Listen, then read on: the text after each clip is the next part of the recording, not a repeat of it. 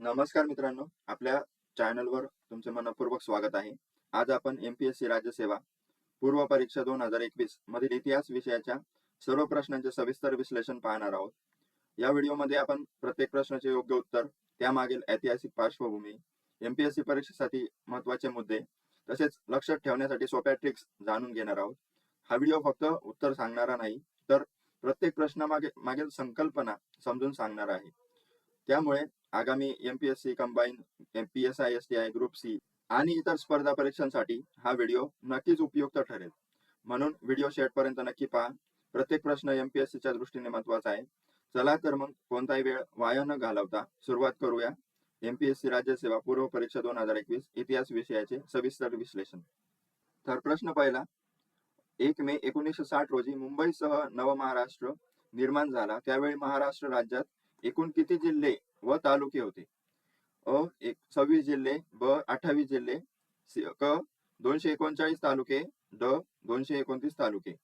तर आपल्याला पर्याय दिलेले आहेत. पर्याय क्रमांक 1 अ आणि क बरोबर, पर्याय क्रमांक 2 ब आणि ड बरोबर, पर्याय क्रमांक 3 ड आणि अ बरोबर आणि पर्याय क्रमांक 4 क आणि ब बरोबर. याचं योग्य उत्तर आहे पर्याय क्रमांक 3 ड आणि अ बरोबर. जे मुंबईसह नवमहाराष्ट्र निर्माण झाला त्यावेळी महाराष्ट्रात 26 जिल्हे आणि 229 तालुके होते. 1 मे 1960 हा महाराष्ट्राच्या इतिहासातील अत्यंत महत्वाचा दिवस आहे. आपल्याला माहिती आहे मित्रांनो, संयुक्त महाराष्ट्र चळवळीच्या यशानंतर द्विभाषिक मुंबई राज्याचे विभाजन होऊन महाराष्ट्र आणि गुजरात ही 2 स्वतंत्र राज्ये निर्माण झाली. नव्याने स्थापन झालेल्या महाराष्ट्र राज्यात त्यावेळी 26 जिल्हे आणि 229 तालुके होते. पुढील काळात लोकसंख्या वाढ, प्रशासनाची सोय आणि विकासाच्या दृष्टीने नवीन जिल्ह्याची निर्मिती करण्यात आली. त्यामुळे आज महाराष्ट्रातील जिल्ह्यांची संख्या वाढली आहे. या प्रश्नाचे योग्य उत्तर आहे पर्याय क्रमांक 3 ड आणि अ बरोबर. पुढील प्रश्न आहे प्रश्न क्रमांक 2. स्त्री सबलीकरणाच्या दृष्टीने डॉक्टर बाबासाहेब आंबेडकरांनी मांडलेल्या हिंदू कोड बिलाला खालील व्यक्तींचे समर्थन होते. कोणत्या व्यक्तींचे समर्थन होते विचारले? अ डॉक्टर राजेंद्र प्रसाद, ब पट्टभी सीतारामय्या, क सरदार वल्लभभाई पटेल आणि ड सुचेता कृपलानी. तर पर्याय आहेत अ आणि क बरोबर, ब आणि ड बरोबर, ड क अ बरोबर आणि चारही बरोबर. तर ही अभ्यासाच्या दृष्टीने एवढे लक्षात ठेवा की डॉक्टर बाबासाहेब आंबेडकरांनी हिंदू कोड बिल महिलांना वारसा हक्क, संपत्तीचे अधिकार आणि कायदेशीर समानता मिळवून देण्यासाठी मानले होते. या विधेयकामुळे महिलांच्या सक्षमीकरणाच्या दिशेने मोठे पाऊल उचलले गेले. प्रश्न क्रमांक 3. अण्णाभाऊ साठे यांनी साम्यवादी विचाराचा प्रसार करण्यासाठी खालील कला प्रकाराचा प्रभावी वापर केला. नाटक, कथाकथन, बतावणी की कलापथक. या प्रश्नातही आयोगाने हा प्रश्न अंतिम तालिकेमध्ये कॅन्सल केला होता. त्यामुळे या प्रश्नाचे कोणते अंतिम उत्तर मानले गेले नाही. अभ्यासाच्या दृष्टीने लक्षात ठेवा की अण्णाभाऊ साठे हे लोकशाही साहित्यिक आणि सामाजिक कार्यकर्ते होते. त्यांनी लाल बावटा कला पथकाच्या माध्यमातून समाज जागृती आणि कामगार शेतकरी चळवळींमध्ये महत्वाची भूमिका बजावली. पुढील प्रश्न आहे प्रश्न क्रमांक 4. खालीलपैकी कोणते वाक्य बरोबर आहे? पहिले वाक्य एम.एन. रॉय हे लिबरल पक्षाचे नेते होते आणि दुसरे वाक्य एम.एन. रॉय हे रॅडिकल डेमोक्रेटिक पक्षाचे नेते होते. पर्याय आहेत पहिले वाक्य बरोबर 2, दुसरे वाक्य बरोबर 3, दोन्ही वाक्य बरोबर आणि 4 दोन्ही वाक्य चूक आहेत. आपल्याला बरोबर कोणतं आहे हे ओळखायचंय. या प्रश्नाचे योग्य उत्तर आहे पर्याय क्रमांक 2, दुसरे वाक्य बरोबर आहे. एम.एन. रॉय हे भारतातील प्रसिद्ध क्रांतिकारक, तत्वज्ञ आणि राजकीय विचारवंत होते. सुरुवातीला ते साम्यवादी विचारांशी संबंधित होते. पुढे त्यांनी 1940 मध्ये रॅडिकल डेमोक्रेटिक पार्टीची स्थापना केली आणि त्याचे प्रमुख नेते म्हणून कार्य केले. त्यामुळे एम.एन. रॉय हे रॅडिकल डेमोक्रेटिक पक्षाचे नेते होते. हे विधान बरोबर आहे. मात्र लिबरल पक्षाचे नेते नव्हते, त्यामुळे पहिले विधान चुकीचे आहे.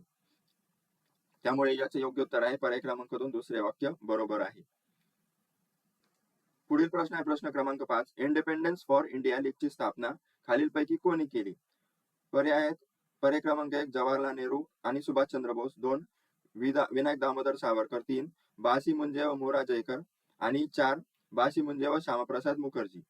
याचं योग्य उत्तर आहे पर्याय क्रमांक 1 जवाहरलाल नेहरू आणि Subhashchandra Bose. Independence for India लीगची स्थापना जवाहरलाल नेहरू आणि सुभाषचंद्र बोस यांनी केली. 1928 साली जवाहरलाल नेहरू आणि सुभाषचंद्र बोस यांनी इंडिपेंडन्स फॉर इंडिया लीगची स्थापना केली. त्या काळात काँग्रेसमध्ये डॉमिनियन स्टेटस की पूर्ण स्वातंत्र्य यावर मतभेद होते. नेहरू आणि सुभाषचंद्र बोस यांची भूमिका स्पष्ट होती की भारताला पूर्ण कंप्लीट इंडिपेंडन्स मिळाले पाहिजे. या विचाराचा प्रसार करण्यासाठी त्यांनी इंडिपेंडन्स फॉर इंडिया लीगची स्थापना केली. त्यानंतर 1929च्या लाहोर अधिवेशनात काँग्रेसने पूर्ण स्वराज्याचा ठराव मंजूर केला. त्यामुळे या प्रश्नाचे योग्य उत्तर आहे पर्याय क्रमांक 1 जवाहरलाल नेहरू आणि सुभाषचंद्र बोस. पुढील प्रश्न आहे प्रश्न क्रमांक 6. खालील समाज सुधारक आणि त्यांचे साहित्य यांच्या जोड्या लावा. विठ्ठल रामजी शिंदे, दादोबा पांडुरंग, गोपाळ हरी देशमुख आणि ज्योतिराव फुले. याचं योग्य उत्तर आहे पर्याय क्रमांक 4 3 2 4 1. विठ्ठल रामजी शिंदे यांचा संबंध भारतीय अस्पृश्यतेचा प्रश्न या ग्रंथाशी आहे. अस्पृश्यता निर्मूलनासाठी त्यांनी मोठे कार्य केले. त्यानंतर दादोबा पांडुरंग यांनी धर्मविवेचन हे पुस्तक लिहिले. ते महाराष्ट्रातील प्रारंभीच्या समाज सुधारकांपैकी एक होते. त्यानंतर गोपाळ हरी देशमुख म्हणजेच लोकहितवादी यांचा संबंध जातीभेद या लेखनाशी आहे. त्यांनी जातीभेद आणि सामाजिक विषमतेवर कठोर टीका केली. महात्मा फुले यांनी इशारा हा महत्वाचा ग्रंथ लिहिला. इशारा म्हणून या प्रश्नाचे योग्य उत्तर आहे पर्याय क्रमांक 4 3 2 4 1. पुढील प्रश्न पाहूया प्रश्न क्रमांक 7 जोड्या लावा. पुन्हा एकदा जोड्या लावा प्रश्न आहे. आता या शिक्षण आयोग आणि त्यांच्या स्थापनेच्या वर्षावर आधारित जोड्या लावा प्रकारातील हा प्रश्न आहे. तर अ आहे डॉक्टर राधाकृष्णन आयोग, मुदलियार आयोग, एनसीईआरटी स्थापना आणि डॉक्टर कोठारी आयोग. तर याचे योग्य उत्तर आहे पर्याय क्रमांक 4 1 2 3 4. राधाकृष्ण आयोगाची स्थापना 1949. त्यानंतर मुदलियार आयोग 1952 साली आला. एनसीईआरटी ची स्थापना 1961 आणि कोठारी आयोग 1964 साली आला. त्यामुळे याचे योग्य उत्तर आहे पर्याय क्रमांक 4 1 2 3 4. चला आता 8वा प्रश्न पाहूया जोड्या लावा. विठ्ठलरामजी शिंदे, खासीसाहेब पवार, दिनकरराव जवळकर, श्रीपतराव शिंदे. याचे योग्य उत्तर आहे पर्याय क्रमांक 1 1 2 3 4. विठ्ठलरामजी शिंदे हे वाळवे तालुका शेतकरी परिषद बोरगाव याचे अध्यक्ष होते. त्यानंतर खासीसाहेब पवार हे मुंबई प्रांतिक ब्राह्मणेतर पक्षाच्या 4थ्या अधिवेशनाचे अध्यक्ष होते.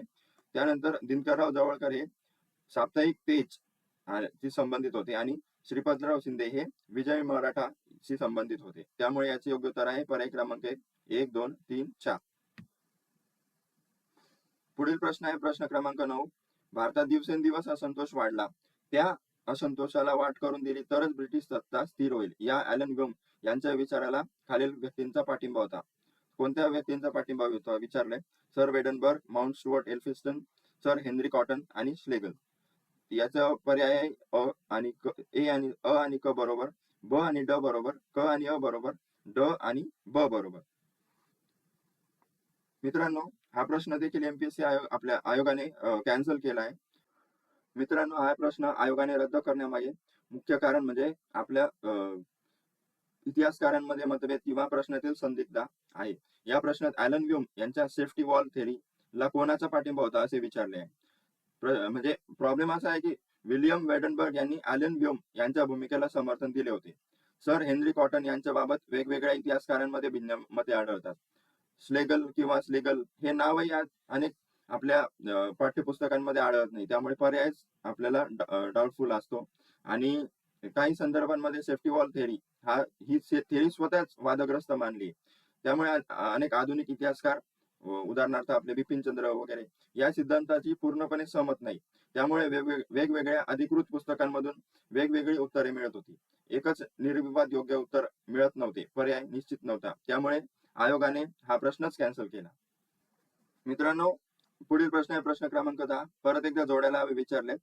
गुलबदन बेगम, सलीमा सुलताना, जहानारा बेगम आणि जेबुनिसा. याचं योग्य उत्तर आहे पर्याय क्रमांक 3 3 4 2 1. गुलबदन बेगम यांनी हुमायूनामा लिहिला. त्यानंतर सलीमा सुलताना फारसीत कविता लिहित असे. त्यानंतर जहानारा बेगम उच्च शिक्षित आणि फारसी भाषेचे उत्तम ज्ञान. त्यानंतर जेबुनिसा ही सुलेखनात तरबेज होती. याचं योग्य उत्तर आहे पर्याय क्रमांक 3 3 4 2 1. पुढील प्रश्न आहे प्रश्न क्रमांक 11. खालीलपैकी विसंगत शीर्षक ओळखा. खाली काही पुस्तकांची नावं दिलीत आणि त्यांचे लेखक आपल्याला थोडक्यात लेखक ओळखायचे. पर्याय विठोबाची शिकवण, 2 कुलकर्णी लीलामृत. पर्याय क्रमांक 1 विठोबाची शिकवण, 2 कुलकर्णी लीलामृत, 3 शेठजी प्रताप आणि 4 शेतकऱ्याचा आसूड. मित्रांनो आपल्याला इतर पुस्तकं जर माहित नसेल तरी शेतकऱ्याचा आसूड हे खूप प्रसिद्ध असं पुस्तक आहे. ते आपल्याला माहिती आहे महात्मा ज्योतिबा फुले यांनी लिहिलेले आहे. तर विठोबाची शिकवण, कुलकर्णी लीलामृत आणि शेठजी प्रताप हे कोणी लिहिले? मुकुंदराव पाटील. या पुस्तकाचे लेखक कोण आहेत? मुकुंदराव पाटील. आणि 4 नंबर शेतकऱ्याचा आसूड हा महात्मा ज्योतिबा फुले यांनी लिहिलेला आहे. त्यामुळे यात आपल्याला विसंगत शीर्षक कोणतं मिळेल? पर्याय क्रमांक 4 शेतकऱ्याचा आसूड हे योग्य उत्तर आहे. पुढील प्रश्न आहे प्रश्न क्रमांक 12. न्यायमूर्ती रानडे यांनी डेक्कन ॲग्रिकल्चरिस्ट रिलीफ ऍक्ट या कायद्याचे स्वागत केले कारण अ विधान दिले, या कायद्याने सावकारापासून शेतकऱ्यांचे रक्षण होणार होते. आणि ब विधान, या कायद्याने शेतकऱ्यांची कर्जाच्या भारापासून मुक्तता होणार होती. तर वरील पैकी आपल्याला विचारले योग्य विधान किंवा विधाने कोणतं आहे? तर पर्याय क्रमांक 1 अ फक्त, पर्याय क्रमांक 2 ब फक्त, पर्याय क्रमांक 3 अ व ब दोन्ही आणि पर्याय क्रमांक 4 कोणतेही वाक्य विधान बरोबर नाही. याचं योग्य उत्तर आहे पर्याय क्रमांक 1 अ हे विधान योग्य आहे. या कायद्यामुळे सावकारांच्या मनमानीवर काही प्रमाणात नियंत्रण आले. न्यायालयांना कर्जाची तपासणी करण्याचा अधिकार मिळाला आणि शेतकऱ्यांचे हित जपण्याचा उद्देश होता. त्यामुळे या कायद्याने सावकारापासून शेतकऱ्यांचे रक्षण होणार होते हे विधान बरोबर आहे. आणि आपला पर्याय आहे पर्याय क्रमांक हे देखील योग्य उत्तर आहे. पुढील प्रश्न आहे प्रश्न क्रमांक 13. स्वदेशी वस्तू प्रचारिणी सभा या संस्थेच्या प्रमुखपदी खालीलपैकी कोण विराजमान होते? पर्याय आहेत महात्मा गांधी, लोकमान्य टिळक, न्यायमूर्ती रानडे आणि डॉक्टर मुंजे. याचं योग्य उत्तर आहे पर्याय क्रमांक 2 लोकमान्य टिळक. स्वदेशी वस्तू प्रचारिणी सभा या संस्थेच्या प्रमुखपदी बाळ गंगाधर टिळक विराजमान होते. महाराष्ट्रात स्वदेशी चळवळीला संघटित रूप देण्यासाठी आणि भारतीय वस्तूंच्या वापराचा प्रचार करण्यासाठी या संस्थेची स्थापना करण्यात आली. तर आपले योग्य उत्तर आहे पर्याय क्रमांक 2 हे संस्थेच्या प्रमुखपदी विराजमान होते. पुढील प्रश्न आहे प्रश्न क्रमांक 14. महाराष्ट्रातून अंदमानात पाठवलेले कैदी आणि त्यांची राहण्याची ठिकाणे यांच्या जोड्या आपल्याला लावायच्या आहेत. पर्याय क्रमांक जोड्या दिल्यात अधुरिया, पांडू भोरजी, धर्मा सुभान आणि धोंडी बिरबल. याचं योग्य उत्तर आहे पर्याय क्रमांक 2 2 1 4 3. अधुरिया मूळचे कुठले होते? खानदेश. त्यानंतर पांडू भोरजी हे नगर येथील होते. धर्मा सुभान हे पंढरपूर येथील होते आणि धोंडी बिरबल हे नाशिक येथील होते. हा प्रश्न 1857च्या स्वातंत्र्य समारोहानंतर महाराष्ट्रातून अंदमानला म्हणजे कुठे सेल्युलर जेलला पाठवण्यात आलेल्या कैद्यांच्या मूळ राहत्या ठिकाणावर आधारित आहे. याचं योग्य उत्तर आहे पर्याय क्रमांक 2 2 1 4 3. पुढील प्रश्न आहे प्रश्न क्रमांक 15 आणि हा शेवटचा इतिहासाशी संबंधित प्रश्न आहे मित्रांनो. 18 नोव्हेंबर 1899 रोजी दिनशा वाच्छा यांनी दादाभाई नौरोजींना पत्र लिहून काँग्रेसच्या अपयशांची मीमांसा केली. तर विधान दिले काँग्रेसचे कार्य सतत न राहणे. हे कारणे आहेत नेत्यांनी फावल्या वेळातील उद्योग म्हणून राजकारणाकडे पाहणे. त्यानंतर क आम्ही केवळ भुंकतो चावा घेत नाही. आणि ड क्रांतीचा मार्गच अनुसरला पाहिजे. तर कोणती अपयशाची कारणे होती? तर पर्याय आहेत अ आणि क, पर्याय क्रमांक 2 ब आणि ड बरोबर, पर्याय क्रमांक 3 अ ब आणि क बरोबर आणि पर्याय क्रमांक 4 केवळ ड बरोबर. याचं योग्य उत्तर आहे पर्याय क्रमांक 3 अ ब आणि क हे कारणे अपयशाची कारणे मीमांसा होती. तर कोणकोणती होती? काँग्रेसचे कार्य सतत न राहणे, त्यानंतर नेत्यांनी फावल्या वेळातील उद्योग म्हणून राजकारणाकडे पाहणे आणि आम्ही केवळ भुगतो चावा घेत नाही. तर क्रांतीचा मार्ग अनुसरला पाहिजे ही कोणाची होती? एक्स्ट्रीम, ज्यांचं जहालवाद ज्याला म्हणतो आपण, हा कोणाचा मार्ग होता? क्रांतीचा मार्गच अनुसरला पाहिजे ही अपयशाची मीमांसा नव्हती. यामुळे याचं योग्य उत्तर आहे पर्याय क्रमांक 3 अ ब आणि क बरोबर. मित्रांनो, MPSC 2021 राज्यसेवा पूर्व परीक्षा इतिहास विभागातील पहिल्या 15 प्रश्नांचे सविस्तर विश्लेषण आपण या व्हिडिओमध्ये पाहिले. अधिकृत आन्सर की, प्रत्येक प्रश्नामागील कारण आणि उत्तरामागील कारण आणि परीक्षेच्या दृष्टीने महत्त्वाचे मुद्दे समजून घेतले. असा अभ्यासपूर्ण कंटेंट आवडला असेल तर व्हिडिओला लाईक करा, चॅनल सबस्क्राईब करा आणि बेल आयकॉन नक्की दाबा. पुढील भागामध्ये आपण 2022 या वर्षीचे इतिहास विषयातील प्रश्न सखोल विश्लेषणाचा सह पाहणार आहोत. तर तोपर्यंत भेटूया. अभ्यास करत राहा आणि सातत्य ठेवा. धन्यवाद.